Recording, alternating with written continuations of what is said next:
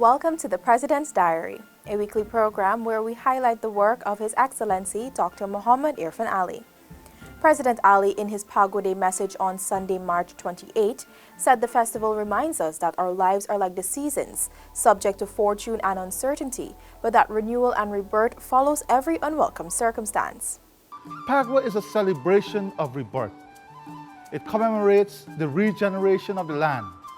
Also known as Holi, Pagode is a time to renew our relations with and to reconcile with friends and family.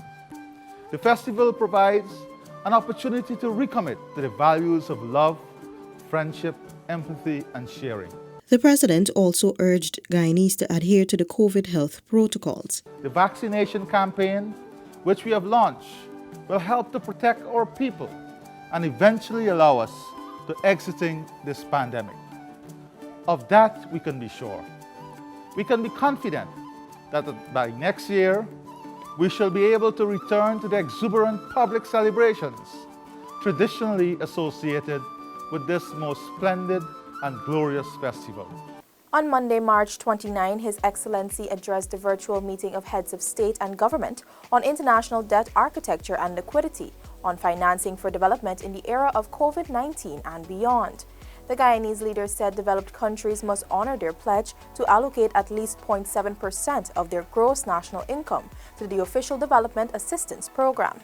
The President says this would provide much-needed aid to developing countries, especially at this time when the economic and social fallout of the COVID-19 pandemic is challenging their abilities to mount relief and recovery efforts. Of the 29 member countries of the Development Assistance Committee, only 4, Denmark, Luxembourg, Norway, and Sweden, met or exceeded the 0.7% target. Guyana therefore urges the developed countries, particularly the DAC countries, to make concerted efforts to increase their ODA allocations to the 0.7% target. President Ali also appealed to developed countries and international lending institutions to increase funding to support small developing states in their response to natural and biological disasters. The pandemic has highlighted the importance of international economic cooperation. Such cooperation to assist developing countries better shoulder their debt burdens has never been more imperative as it is now. Meanwhile, President Ali urged developed countries and international financial institutions to immediately revisit and reform the existing international debt framework to make it more responsive to the needs of developing countries. The head of state applauded the recent initiative of the International Monetary Fund to provide a special drawing rights of US $650 billion. President Ali says this would enhance global liquidity and help countries navigate the risks and adverse effects of the pandemic.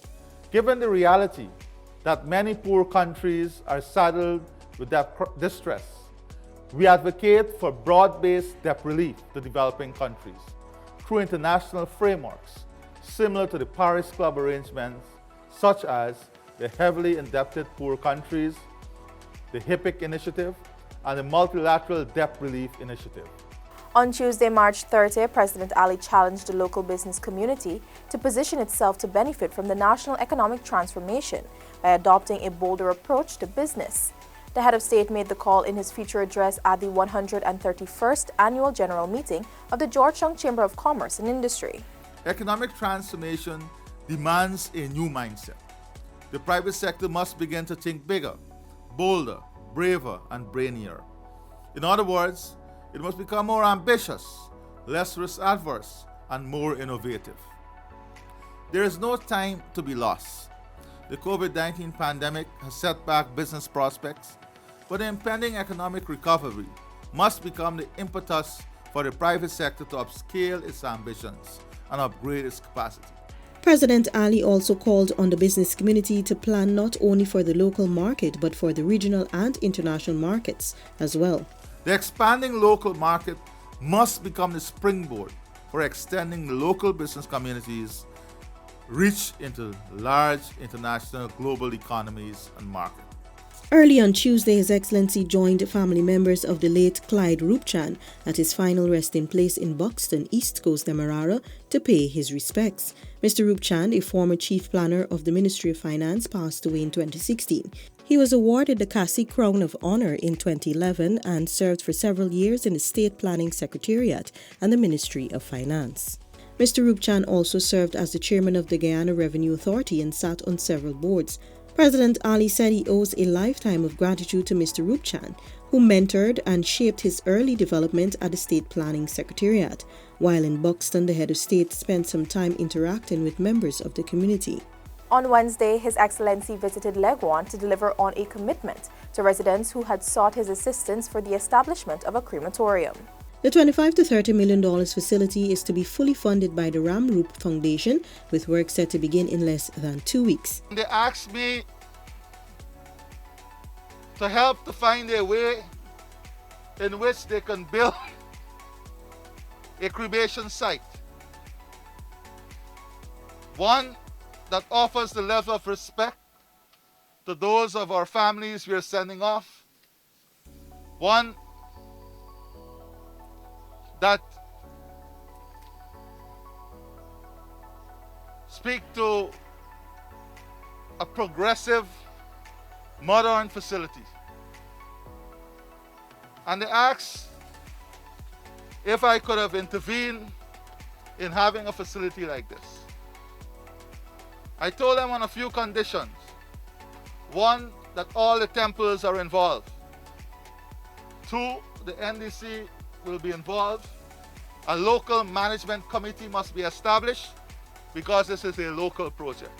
He then reassured residents of Leguan that, like the rest of Guyana, they too will benefit from government's development programs. President Ali says the programs, which include infrastructural changes, will benefit both urban and rural locations in the country. Very shortly, we will start your solar farm program. And the solar farm is going to be integrated in the GPL grid so that your day power will come from solar energy, and in the end your cost of electricity will come down substantially. We are also going to do a solar farm in Wakenham. President Ali also met residents of Yakusari, Blackbush Polder, Berbice. The head of state listened to various concerns raised by residents and provided immediate solutions. Many of the issues relating to government services were addressed on the spot, while residents with other matters were directed to the relevant officials. The president was accompanied by Minister of Public Works, the Honorable Bishop Juan Edgil, Minister of Agriculture, the Honorable Zulfikar Mustafa, Security Advisor, Captain Jerry Gavaya, and Chief of Staff of the Guyana Defense Force, Brigadier Godfrey Bess.